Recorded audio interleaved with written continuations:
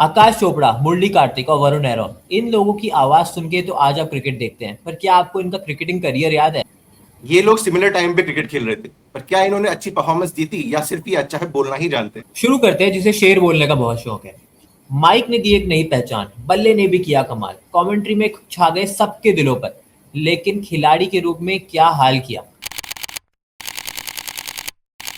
देखते हैं हम आकाश चोपड़ा के बारे में।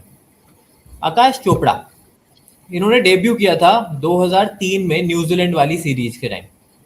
तो इनको ओपनिंग का मौका मिला था वीरेंद्र सहवाग के साथ, जिनके साथ ये रणजी ट्रॉफी में बहुत बार ओपन कर चुके थे, तो कोई तो नई बात नहीं थी।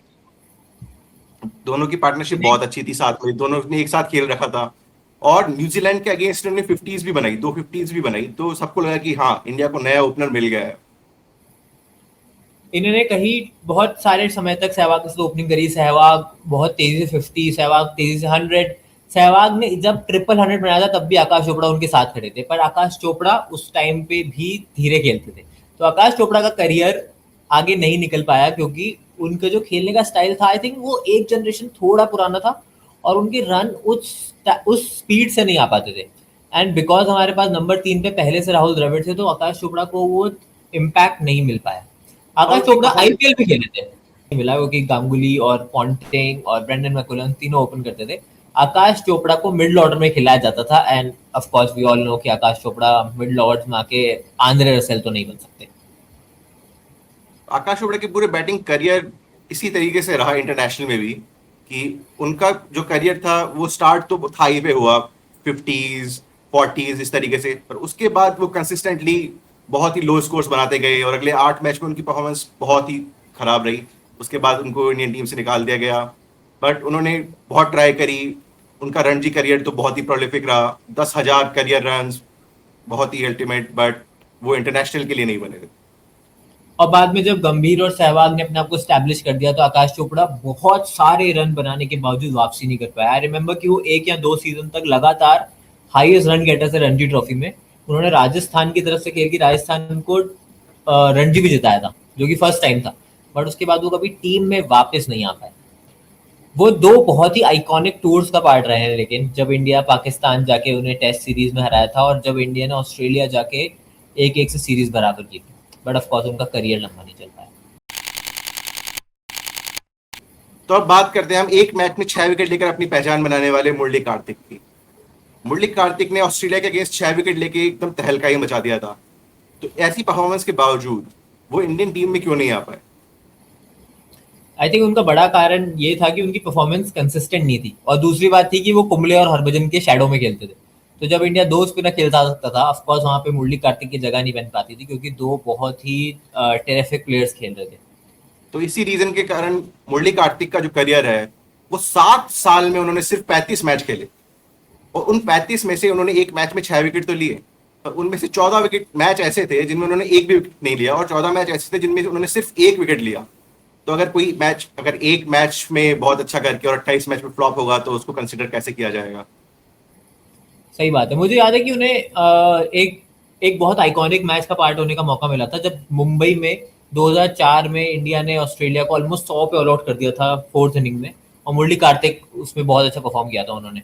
मुरली कार्तिक का एक और आइकॉनिक मैच मुझे याद है, जब इंडिया ऑस्ट्रेलिया के खिलाफ एक चेज में फंस गया था। टारगेट ज्यादा बड़ा नहीं था, पर इंडिया के 8 विकेट गिर गए थे, और 8 विकेट पे मुरली कार्तिक और जहीर खान ने ऑलमोस्ट 70-80 रन की पार्टनरशिप करके ऑस्ट्रेलिया को हरा दिया था।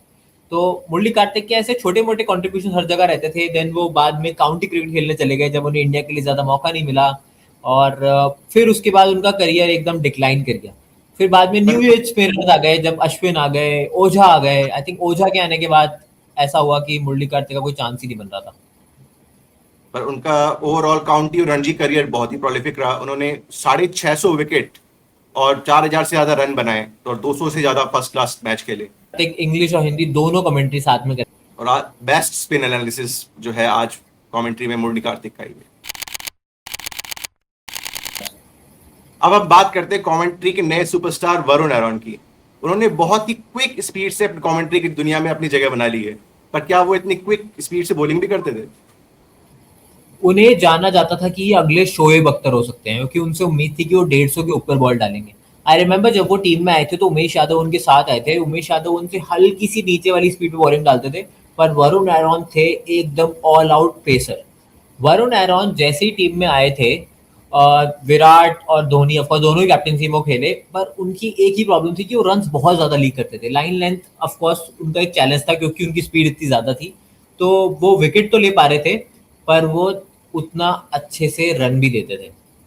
और लाइन लेंथ इंप्रूव हो सकती थी, उनको अच्छा कहा जा सकता है। इतनी स्पीड जो है बहुत ही बड़ी यूएसपी थी, लेकिन उनके साथ एक बहुत ही बड़ी प्रॉब्लम हो गई, वो थी बैक इंजरीज। ऑलमोस्ट 2 साल तक वो किसी तरीके के क्रिकेट से किसी तरीके का क्रिकेट खेल नहीं पाए। उनको 8 स्ट्रेस फ्रैक्चर्स हुए बैक में, और ऐसी इंजरीज के बाद फास्ट बॉलर्स के लिए वापस आ पाना बहुत मुश्किल होता है। मुझे वो बहुत इंटरेस्टिंग किस्सा याद आता है जब उन्होंने एक बार एक बैट्समैन को बोल्ड करके तीनों विकेट गिरा दिए थे, याद है दिव्यांश? हाँ, बहुत ही सबसे इम्पोर्टेंट। बट नाउ अब जाके वरुण एरॉन को जब अपनी नीश मिल चुकी है कि वो एक अमेजिंग कमेंटेटर है, तो उनके एनालिसिस, उनके ओपिनियंस और डिटेल्स वो आउटस्टैंडिंग है और हर कोई उसे अप्रिशिएट करता है। वो टू द पॉइंट बात करते हैं, वो बॉलर्स के एक्शन, साइकोलॉजी, सब कब स्लो बॉल डाल रहा है, कब यॉर्कर डाल रहा है, हर चीज का परफेक्ट एनालिसिस करते हैं। I think he is a great commentator. Dhoni से पहले और नयन मोंगिया के बाद इंडिया ने endless number of wicket keepers try करे, जिसमें अजय रात्रा, जिसमें पार्थिव पटेल, जिसमें दिनेश कार्तिक, जिसमें कितने सारे ऑप्शन थे, समीर डीगे। गांगुली को बहुत ज्यादा पसंद था जिसका नाम था दीप दास गुप्ता। दीप दास गुप्ता ईस्ट जोन से आते थे, वेस्ट बंगाल से आते थे, और वो ओपनिंग भी करते थे, विकेट कीपिंग भी करते थे, और वो कमाल के कीपर थे। बट दीपदास गुप्ता का इंटरनेशनल करियर उतना सक्सेसफुल नहीं रहा जितना कि उनका डोमेस्टिक करियर था, और जब उनकी परफॉर्मेंस धीरे धीरे डिप होती रही और इंडिया के अंदर अलग अलग विकेट कीपर्स को ट्राई करने का दौर चल रहा था, और फिर उसके बाद पार्थिव पटेल और दिनेश कार्तिक की परफॉर्मेंस दीपदास गुप्ता से कहीं ज्यादा अच्छी थी, तो उनको ड्रॉप ही कर दिया गया, और फिर इवेंचुअली धोनी के आने के बाद तो कोई चांस बनता ही नहीं था। पर मुझे याद है अभी भी कि जब धोनी अपना ईस्ट जोन की तरफ से खेलते थे तो दीपदास गुप्ता भी उन मैचेस में होते थे, और दीपदास गुप्ता कई बार एज अ विकेट कीपर खेल रहे होते तो धोनी को एज अ बैटर खेलना पड़ता था, क्योंकि दीपदास गुप्ता उस समय पे बहुत बड़ा नाम थे। पर अब वो कमेंटेटर है और अभी वो अपने काफ़ी ज़्यादा इनसाइट्स शेयर करते हैं। मुझे याद है जब मैं क्रिकेट हैकर में काम कर रहा था, दीपदास गुप्ता आईपीएल के लिए वहाँ गए थे और वो हमें वहाँ से वीडियोस भेजते थे एज पार्ट ऑफ कॉन्ट्रैक्ट, और वो काफ़ी अच्छी इनसाइट्स वहाँ से भेजते थे एंड हमेशा टाइम पे भेजते थे। और ये बहुत ही सोशल इंसान है, सबसे बात करके, सबसे उनकी स्टोरीज निकलवा के, कमेंट्री पे अलग अलग कहानियां निकलवा लेते हैं वो लोगों से, बहुत ही बड़े। अब हम बात करते हैं एक ऐसे कमेंटेटर की जिसने अपनी इंडिया में उसने अपनी पहचान बनाई अब as a batting coach, Sanjay Bangar. और क्या था उनका खुद का बैटिंग करियर, कैसा था उनका? संजय बांगड़ बैटिंग कोच थे इंडिया के, पर संजय बांगड़ खुद सिर्फ एक बैटर नहीं थे। संजय बांगड़ थे एक फुल ऑन ऑलराउंडर जो कि मीडियम पेस बॉलिंग कर सकता था और बैटिंग भी कर सकता था। उनकी फर्स्ट प्रेफरेंस हमेशा बॉलिंग होती थी, पर वो इंडिया के बैटिंग कोच बने आगे जाके बताता है कि वो दोनों ही स्किल्स में परफेक्ट थे। संजय बांगुड़ को India of course foreign tours पे ले गया, जब एक सीरीज में इंडिया को बहुत सारे फॉरेन टूर करने पड़े थे। न्यूजीलैंड गया था, इंग्लैंड गया था, 2002 2003 में इंडिया ऑस्ट्रेलिया गया था। हर जगह संजय बांगड़ इंडिया की टीम के साथ जाते थे। उन्हें ओपनिंग भी कराई गई, इंग्लैंड में उन्होंने सहवाग के साथ ओपनिंग करी, न्यूजीलैंड में उन्होंने सहवाग के साथ ओपनिंग करी, even India tour of Australia पे वो खेल रहे थे। बट ऑफ कोर्स उस टाइम में उनका परफॉर्मेंस उतना अच्छा नहीं हो पाता था। इस ओपनिंग में और चैलेंजेस होते हैं, आपको स्विंग को टैकल करना होता है, स्पीड उस टाइम पे शेन बॉन्ड, ब्रैटली, बहुत बड़े बड़े बॉलर्स के सामने उन्हें खेलना पड़ा था, तो उस समय पे वो उसे टैकल नहीं कर पाए। ऑल्सो अगर उनकी बॉलिंग स्पीड की बात करें तो वो 130 से नीचे ही रहती थी, तो हम कभी उन्हें as a reliable number like तीसरा फास्ट बॉलर उन्हें नहीं मान सकते थे। हम उन्हें हमेशा चौथे फास्ट बॉलर के तौर पर ले जाते थे, एंड आई थिंक ये एक रीजन था कि उनका करियर लंबा नहीं खींच पाया।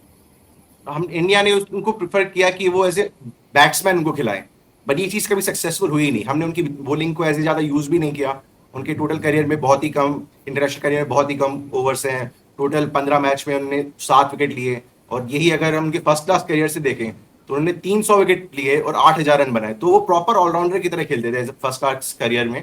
बट इंटरनेशनल में उनके लिए आइडियाज कुछ और ही थे इंडियन क्रिकेट टीम के, तो वो ये दोनों आपस में मैच नहीं हुए और बाद में उनको चांस नहीं मिला। नॉस्टैल्जिया, पुरानी यादों के लिए प्लीज हमें सब्सक्राइब करो एंड लाइक करो एंड शेयर करो ये वीडियो अपने फ्रेंड्स के साथ।